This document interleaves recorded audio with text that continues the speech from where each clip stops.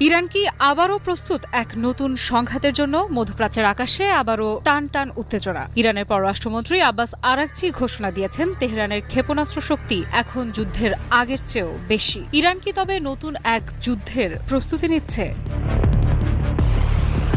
৫ November Hamedan শহরে দেয়া এক ভাষণে আরাগচি বলেন, আমাদের ক্ষেপণাস্ত্র শক্তি এখন ১২ দিনের যুদ্ধের তুলনায় অনেক বেশি। সাম্প্রতিক যুদ্ধে শত্রু তার কোনো লক্ষ্যই অর্জন করতে পারেনি এবং পরাজিত হয়েছে। এই বক্তব্য এখন বিশ্বজুড়ে আলোচনার কেন্দ্রবিন্দু। কিন্তু সেই ১২ দিনের যুদ্ধ তা আসলে কেমন ছিল?